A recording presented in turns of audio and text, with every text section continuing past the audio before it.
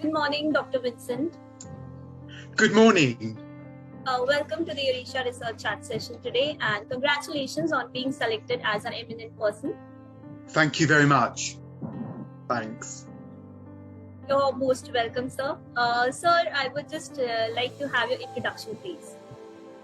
Of course, yeah. I'm Dr. Vincent Placa. I'm an Associate Professor of Public Health and Policy at the University of Greenwich in London. I'm a Senior Fellow of the Higher Education Academy in the UK and an Honorary Fellow of Terra. Okay, nice to hear about it, sir. So you're basically from United Kingdom, right? London. Yeah, the University of Greenwich in London. Yeah. So what's the weather there, and what's the COVID situation in your country? All right. The weather at the moment is often as you expect in London at this time of year. It's a little bit grey and raining, but it's supposed to be brightening up a little bit later. But they say the weekend's going to be nice, so that'll be nice. As you probably know, it's quite hit and miss in London in terms of the weather. Okay, sir. So, sir, can you please explain us about your academic profile, please? About your education and academic profile?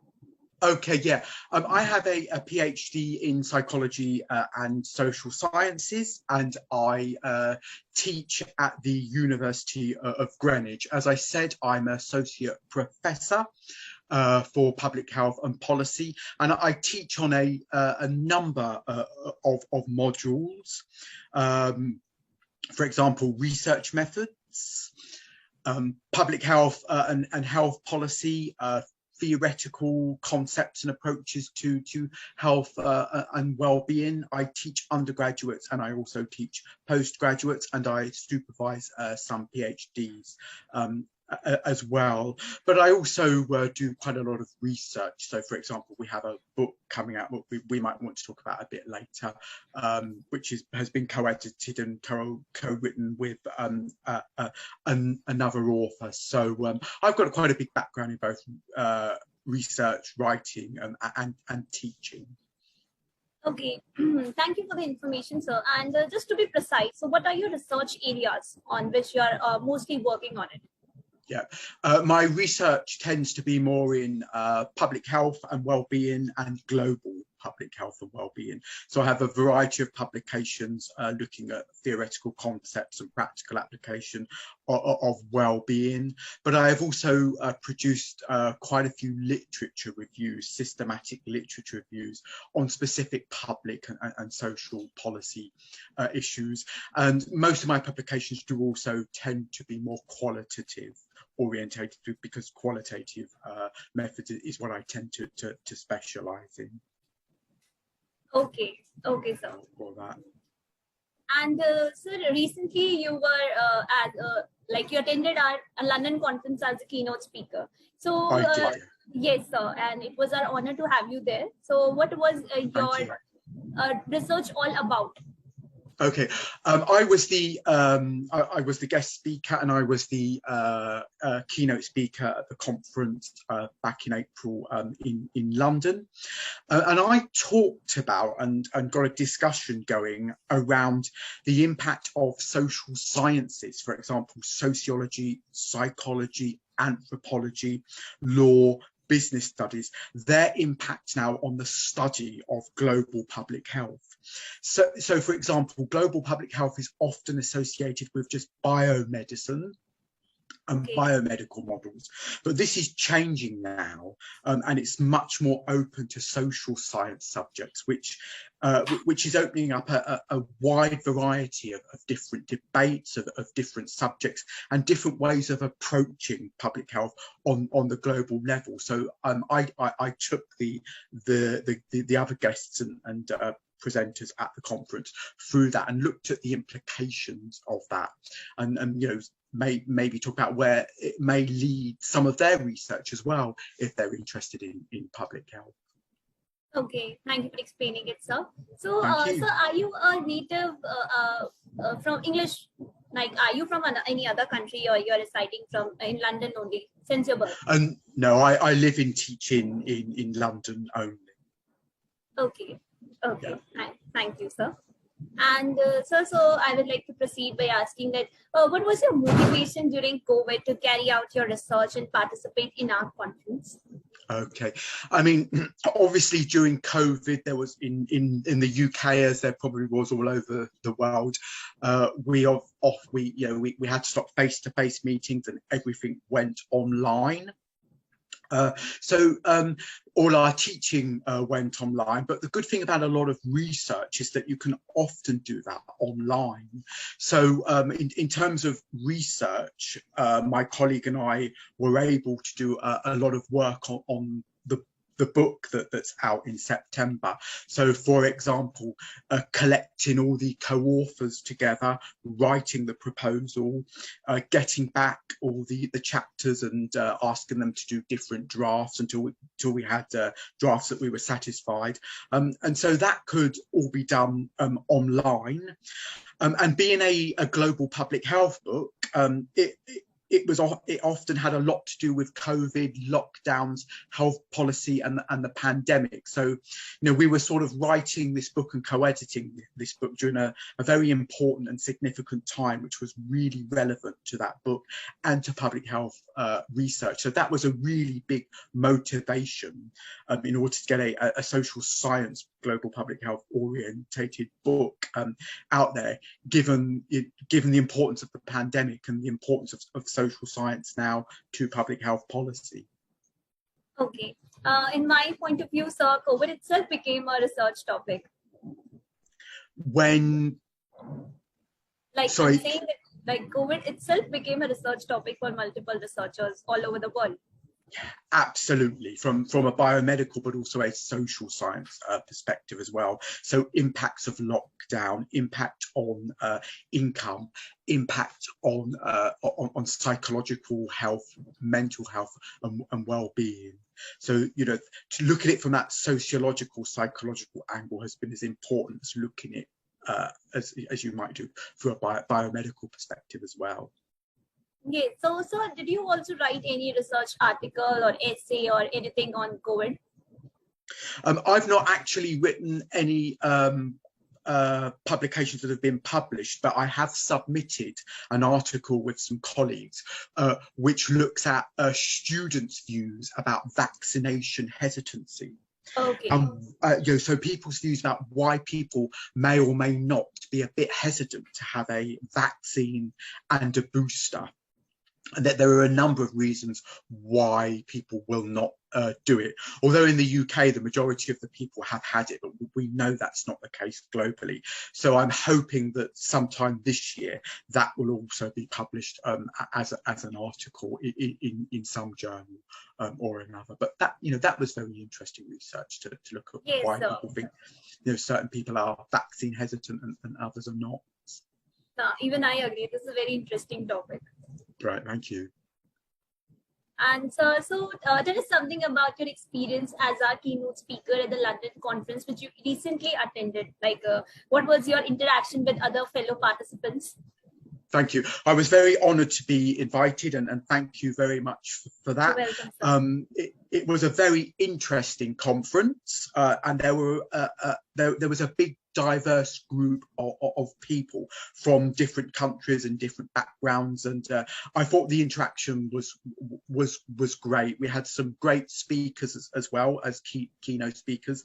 Everybody seemed to participate very well. There was a lot of interaction inside the conference, but also outside, for example, at lunchtime. So I thought it worked very smoothly, and I would encourage people to attend these types of conferences, particularly the Eurasia ones, because for me they allow a diverse number and group of people to interact with each other from different backgrounds, and some people are academics, some people are practitioners, and we can learn a lot about each other, but also get experience about disseminating our own research. And the other thing that's very important about attending Eurasia Research activities and terror activities is the ability to network and build up your contacts. So I was extremely pleased with the way it was organised and the way it went, and I'm always happy to attend Eurasia Research conferences as a result. Okay, thank you, sir. And we will be having another conference in London in September. So we'll be pleased great. if you attend the same. Yeah, absolutely. If I can get there, I'll get there. Yeah, I mean, September's a good time because everyone's back at universities. No one's on holiday. So yeah, if you let me know about that, then if I can make it, then I would love to come. Surely, sir. So you might have interacted with multiple participants of different countries and ethnicities, right? I do, yeah. I think it's very important. I think that's one of the most important things about coming to a conference, not just getting experience of presenting your own work and getting feedback on that. You know, sometimes people are asked questions, sometimes they're a bit difficult, but it is about networking and meeting a diverse group of people from all over the world.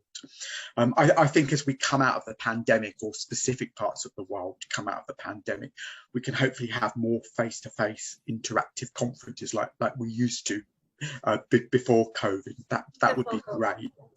Yeah. But you know, I also think the hybrid that the system that Eurasia Research are using at the moment, whereby people can join online as well, is also very good, because for a lot of people it's less expensive and it allows them to be a bit more flexible when they attend. So I think that hybrid version that you're developing is a very good system. It allows for flexibility, and it allows for an even greater range of people to be able to participate in your activities and conferences. So that's great to see. Okay, so sir, is there anybody else in your family also who is involved in researches? Currently, it's largely in terms of family. It's largely me. That teaches in a university. I have other friends that do that work in universities and work in government organisations that do research. But in terms of the family, yeah, I'm the only one doing lots of research and teaching at universities. And of course, I'm privileged to attend Eurasia research activities and conferences as a result. Okay, thank you, sir. So, sir, what is your opinion on attending an online conference rather than physical one? Like, you attended both of it. Yeah, I mean, online conferences are often a little bit less expensive for people, so that's good because they don't have to fly on a plane or take transport to get to the conference. It also offers a lot of flexibility. So, you know, you could have this hybrid conference maybe over a full day or 2 days. So, you know, it allows for a lot of flexibility. There's still lots of opportunities for people to interact. You know, I noticed when I attended the online conference that lots of people did attend, and there was still lots of interaction between people. So, you know, I think that it's a very successful thing that you're doing, and it's working. However, there's also the opposite argument that conferences are also about being together and being face to face. So I still think it's great if people can physically attend conferences, because historically that's how they have been, but we are moving towards more hybrid now. But yeah, I actually do enjoy, and I did enjoy coming in on the online conference. And I think, yeah, it worked very well. But I'm also one of those people that likes face-to-face interaction, to be able to come to another country as well and meet people there. But I think what you're doing now with the hybrid and the face-to-face activities is working very well.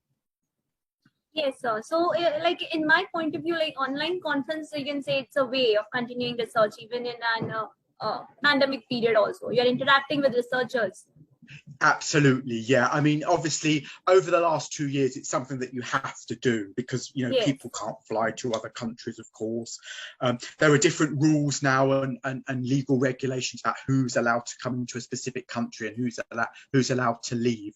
So in some ways, over the last 2-3 years, we've had no choice but to have online conferences. I hope that will change, but it's obviously that Eurasia Research has really managed that process very well, coming from face-to-face to more online interaction and efficiently arranging online conferences, and they will be here to stay. I would imagine hybrid conferences for everybody is here to stay. You know, it's that what we call that new normal. Okay, but I think you are enjoying physical conferences more than online ones. I enjoy both, but I also like the physical conferences and to be able to come to another country and experience that country's culture and its surroundings as well. Yeah, I think that's the great thing about a conference, because you see another country if you go to a conference at another country, of course, but with online and hybrid conferences, you don't get that experience, but you still get a great academic research experience from doing things online. So that's fine. Okay, so sir, will you be comfortable like if you're invited for any keynote speech outside London or Oh, absolutely. Yeah, absolutely. Always happy to come and talk to people in other countries. I mean, sometimes we have in universities, as you probably know, we have financial issues around funding. But if I can get the funding, for example, or from somewhere, then yeah, I'm really happy to do that. And I know that sometimes that's a difficulty for students as well as academics. It's being able to get the funding, of course, to be able to do that. So yeah, I am more than happy. I've done it lots of times in the past, to come to other countries and do keynote speeches to people. okay, noted, sir. So, sir, would you even suggest our conferences or encourage your friends and colleagues to attend the same? I would encourage friends and colleagues and people at the university to attend Eurasia Research activities and similar activities. I think it's a good opportunities that people shouldn't miss out on, to be able to meet a diverse collection of people, to be able to present your research to a diverse group of people. So, my advice, especially to both to undergraduate and postgraduate students, to try every now and then to be able, in some environment, to present your research, get feedback, but also meet a nice bunch of individuals as well. Okay, thank you, sir. Sir, now I would like to ask you positive feedback about your conference in a nutshell. Okay, in a nutshell, it was very well organised. There was a good number of people there, both online and in person. It was a very friendly conference. It covered a diverse range of subjects across social sciences. And there seemed to be lots of good interaction. And I think people left with a good experience, having learned something new from somebody or learned something new from a different presentation, and overall came away with a very positive experience. Okay, thank you so much, sir. And as per our email conversation, like as you said, you're working on some upcoming research and future projects. So would you like to say something about it? Yeah, sure. The book which Eurasia Research will hopefully publicise, Social Science Perspectives in Public Health, that will be published in September by Routledge. But my colleague and I are also currently now working on another book with Routledge again. We've submitted the proposal and we're quite confident that the proposal will be accepted. And that's going to look at global perspectives of health and social care. So it's going to look at health and social care, comparative health and social care across OECD countries and compare them. So that's probably the next thing to look out for, another book, which I hope you'll be able to promote as well as the other two that I've co-edited and published. Okay. So thank you so much, sir. It was like very nice and interesting interacting with you. Hope you also enjoyed. Thank you. I enjoyed it very much. And thank you very much for asking me to come along and talk to you. Thank you, sir. In future also, like I would be very glad if you attend our London conference also.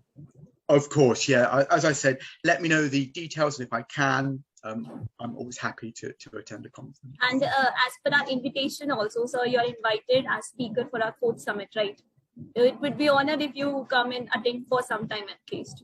Thank you. I will try and do that, of course. But I have submitted a presentation which people can look at and work around. But I will definitely let you know about that a bit nearer the time if I can. But after August, everything in academia goes back to normal, so there's a bit more opportunity. Okay. So thank you, sir. Thank you very much for inviting me, and you have a good day. and enjoy the day. Thank you very much. You're most welcome, sir. Have a good day. Thank you. Take care. You too, sir. Bye. Bye bye. Bye bye. Bye.